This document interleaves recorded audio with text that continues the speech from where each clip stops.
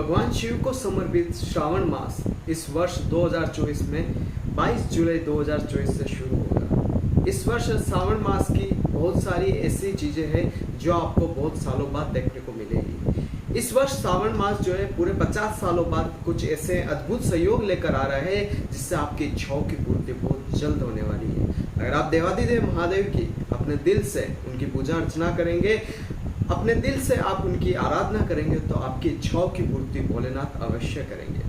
नमस्कार दोस्तों, जय श्री कृष्णा, जय श्री राधे। दोस्तों कैसे हैं आप सभी? आई होप कि आप सब अच्छे होंगे। दोस्तों आज की इस वीडियो में हम चर्चा करने वाले हैं श्रावण मास में आपको कौन से उपाय करना चाहिए और साथ ही जानेंगे नव ग्रहों के दोषों को दूर करने के लिए क्या उपाय करना आपके लिए शुभ रहेगा।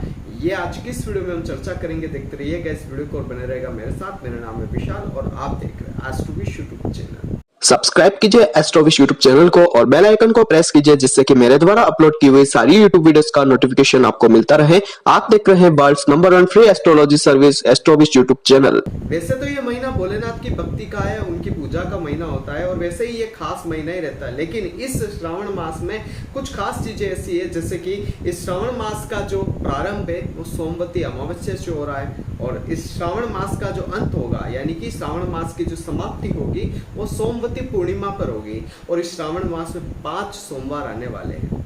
ये अद्भुत सहयोग है सोमवती अमावस्या का, सोमवती पूर्णिमा का और 5 सोमवार का एक अद्भुत सहयोग है जो लगभग 50 वर्ष बाद आया है। और यहाँ पर मैं इस वीडियो में आपको कुछ ऐसी चीजें भी बताने वाला हूँ जिससे अगर आप नवग्रहों के दोष दूर करना चाहते हैं, राहु केतु से रिलेटेड अगर कोई ऐसा आप उपाय करना चाहते हैं, कालसर्प दोष से रिलेटेड कुछ उपाय करना चाहते हैं तो उसका समाधान आप अपने घर बैठे ही कर सकते हैं। पहला सोमवार श्रावण मास का जो आएगा वो आएगा 22 जुलाई को। 22 जुलाई को श्रावण मास का पहला सोमवार रहेगा। इसके पश्चात दूसरा सोमवार आएगा 29 जुलाई को।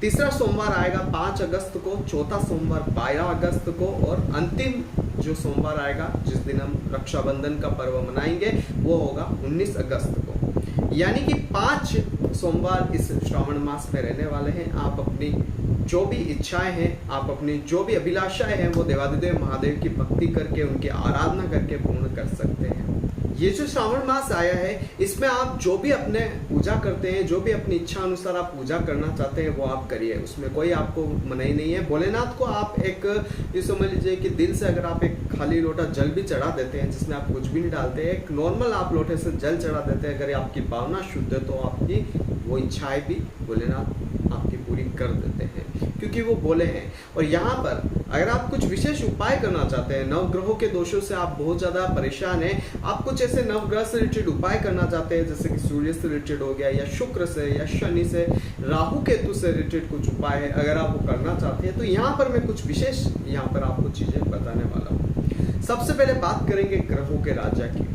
ग्रह के राजा सूर्यदेव। सूर्यदेव से रिलेटेड अगर आपकी कुंडली में कोई समस्या है, सूर्यदेव से रिलेटेड अगर आप परेशान हैं, आप कुछ उपाय सूर्यदेव से रिलेटेड करना चाहते हैं तो यहाँ पर मैं आपको कहना चाहूंगा जो भी आप पूजा करें, आप जो भी देवादिदेव महादेव के ऊपर पूजा में चढ़ाना चाहते हैं वो चढ़ाइए। अपनी पूजा जो भी आप करना चाहते हैं वो करिए, इसमें कोई प्रॉब्लम नहीं है। आप अपनी इच्छा अनुसार जो चढ़ाए वो चढ़ाए, लेकिन उसमें आपको जो है गेहूं ऐड करना है। गेहूं ले लीजिए और थोड़ी ज़्यादा मात्रा में आप लीजिएगा और देवादिदेव महादेव के ऊपर इस तरीके से अपने हाथ से उनके ऊपर अभिषेक कीजिएगा और जो भी आपके दिल की भावनाएं हैं वो उनके समक्ष कह दीजिएगा। और साथ ही कहना चाहूँगा आप यहाँ पर तांबे का एक नाग बनाकर आप देवादिदेव महादेव को, भले छोटा ही हो जैसा आप अफोर्ड कर पाए उस तरीके से आप उनको समर्पित कर दीजिएगा। सूर्य से रिलेटेड आपकी समस्या आपको कम होती हुई नजर आएगी। और यहाँ पर विशेष तौर पर एक चीज मैं कहना चाहूंगा, देवादिदेव महादेव को अगर आप प्रसन्न करना चाहते हैं, सूर्य देव से रिलेटेड अगर कोई उपाय आप करना चाहते हैं तो उसमें आपको गेहूं से रिलेटेड चीजें ज्यादा उपयोग करनी चाहिए।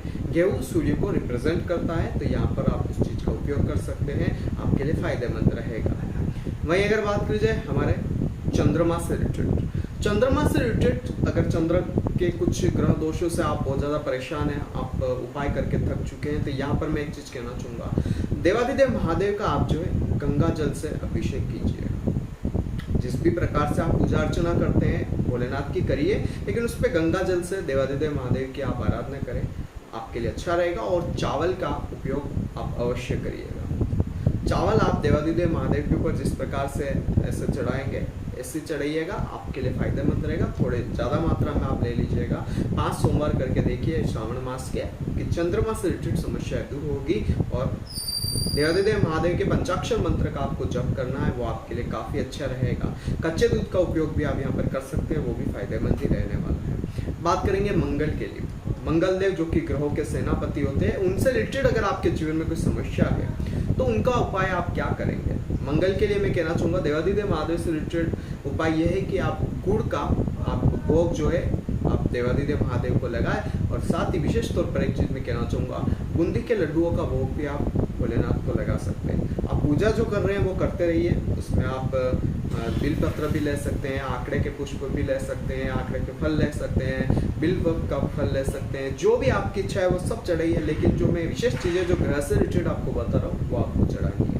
यहाँ पर मंगल से रिलेटेड आप देवादिदेव महादेव को तांबे का नाग भी अर्पण कर सकते हैं, वो आपकी इच्छा अनुसार आप चाहे तो कर सकते हैं। चंद्रमा के लिए भी है, चंद्रमा के लिए आप चांदी का नाग, छोटा सा नाग आता है, वो भी आप अर्पण कर सकते हैं, आपकी इच्छाओं की पूर्ति होगी। बुध ग्रह आते हैं। अब यहाँ पर बुध व्यापार के ग्रह है, आप सभी जानते हैं व्यापार से रिलेटेड आप बहुत ज़्यादा परेशान हैं, तो आप बुध के लिए उपाय क्या करेंगे। जैसे भोलेनाथ की आपको जो पूजा करनी है वो करनी ही है, उसमें आपको हरे मूंग का उपयोग करना है और मूंग जो है वो थोड़े ज़्यादा आप ये समझ लीजिए कि मात्रा में लेवे और देवादिदेव महादेव इस तरीके से आपको अर्पण करना है, ये चीज़ ध्यान रखनी है। और जब ये आप अर्पण करेंगे आप अपने मन में जो है अपनी इच्छाओं को मतलब कि जो भी आप चाहते हैं भगवान भोलेनाथ से, वो सारी चीज़ें आपके मन में उस टाइम पर चलनी चाहिए और आपको लगना चाहिए कि आप भोलेनाथ को अर्पण कर रहे हैं और वो आपकी इच्छाओं की पूर्ति भी कर रहे हैं। ये चीज़ आपके दिल में रहनी चाहिए। और विशेष तौर पर अगर आप भोलेनाथ का श्रृंगार जो है ग्रीन चीज़ों से ज़्यादा करेंगे तो आपके लिए अच्छा रहेगा। ग्रीन चीज़ों का मतलब ये है कि जैसे कि श्रावण मास में काफ़ी ज़्यादा प्रकृति अपने चरम सीमाओं पर होती है, तो उस टाइम पर आप फल फूल वगैरह जो भी आपकी इच्छाएं हो उस तरीके से उनका श्रृंगार कर सकते हैं, उससे भी प्रसन्न हो सकते हैं भोलेनाथ। बात करेंगे देवगुरु बृहस्पति से रिलेटेड उपाय की। गुरुदेव बृहस्पति से रिलेटेड अगर आप कोई उपाय करना चाहते हैं तो पीला चंदन लगाकर आप देवादिदेव महादेव की आराधना करें। केसर का आप उन्हें श्रृंगार अवश्य करवाएं। केसर का श्रृंगार करने से भोलेनाथ काफ़ी प्रसन्न होंगे और आपकी इच्छाओं की पूर्ति चुटकियों में करेंगे। यहाँ पर गुरुदेव बृहस्पति से रिलेटेड एक और चीज़ मैं यहाँ पर कहना चाहूँगा, अगर आप पानी में मिलाकर भी केसर आप भोलेनाथ के ऊपर चढ़ाते हैं तो वो भी आपके लिए फायदेमंद रहेगी। और नहीं तो चने की दाल भी आप जो है वो भोलेनाथ के ऊपर अर्पण कर सकते हैं, वो भी आपके लिए फायदेमंद रहेगा। पीली चीज़ों में आप जो है केले का भोग भी उन्हें आप लगा सकते हैं। बात करेंगे शुक्र ग्रह से रिलेटेड। शुक्र ग्रह से रिलेटेड आप काफ़ी परेशान हैं, भोलेनाथ से रिलेटेड कुछ उपाय इस श्रावण मास में आप करना चाहते हैं तो यहाँ पर मैं कहना चाहूँगा शुक्र ऐशो आराम लग्जरियस लाइफ के कारक तत्वों में आते हैं। तो यहाँ पर आप जो है भोलेनाथ से रिलेटेड उपाय में शुक्र देव के लिए अगर आप कुछ उपाय करना चाहते हैं, ग्रह दोष अगर शुक्र का है तो उसमें आप जो है भोलेनाथ को इत्र आप जो है उनको अर्पण करें। इत्र आप जो है भोलेनाथ के अर्पण करें और अपनी इच्छाओं की पूर्ति आप उनसे करें। और साथ ही आपको एक चीज़ कहना चाहूँगा, आप पंचामृत जो होता है आप उसका भी उनको भोग लगाएं, उसका उनसे अभिषेक करें, आपके लिए काफ़ी अच्छी चीज़ें आपको देखने को मिलेगी। और ज़्यादातर अगर आप इत्र वगैरह का उपयोग करेंगे तो भोलेनाथ आपके ऊपर प्रसन्न रहेंगे। गन्ने का रस का भी आप उपयोग कर सकते हैं भोलेनाथ के अभिषेक के लिए। बात करेंगे शनिदेव से। शनिदेव से रिलेटेड अगर आप कोई उपाय करना चाहते हो और शनिदेव से रिलेटेड काफ़ी परेशान है, शनि ग्रह आपको परेशान कर रहे हैं, तो यहाँ पर मैं कहना चाहूँगा कि आप भोलेनाथ की आराधना करें। काले तिल का उपयोग आप कर सकते हैं, आपके लिए अच्छा रहेगा। और यहाँ पर सरसों के तेल का दीपक आप शनिदेव के लिए यहाँ पर भोलेनाथ के सामने आप लगा, आपके लिए अच्छा रहेगा। और गन्ने के रस से भी आप शनिदेव के लिए या शनि से रिलेटेड ग्रह दोषों को दूर करने के लिए आप उपयोग कर सकते हैं भोलेनाथ की अभिषेक में। बात करी जाए यहाँ पर राहु के लिए। राहु के लिए मैं एक चीज़ कहना चाहूँगा, आप जो है श्रावण मास में अगर राहु केतु से रिलेटेड या राहु से रिलेटेड समझ लीजिए अगर उपाय करना चाहते हैं, ग्रह दोष है, तो यहाँ पर आप भोलेनाथ को भांग से आप उनका श्रृंगार करें, भांग से भोलेनाथ की आराधना करें, अच्छा रहेगा। कुछ काले तिल पे आप वहाँ पर अर्पण कर सकते हैं, उससे आपकी इच्छाओं की पूर्ति होगी। मूली का उपयोग आप यहाँ पर कर सकते हैं, मूली आप भोलेनाथ को भेंट करें, आपके लिए अच्छा रहेगा। वही अगर बात करी जाए केतु देव के लिए, केतु के लिए कहना चाहूँगा, अगर आप केतु को मजबूत करना चाहते हैं, केतु से रिलेटेड कोई भी उपाय आप करना चाहते हैं, तो यहाँ पर आप जो है बादाम जो है भोलेनाथ को अर्पित करें। और विशेष तौर पर एक चीज़ का ध्यान रखिएगा कि यहाँ पर जब आप केतु के लिए कोई उपाय करना चाहते हैं तो उसमें आप हीलिंग जो जल होता है, जैसे कि गंगा जल जो होता है उसका उपयोग भी आप कर सकते हैं।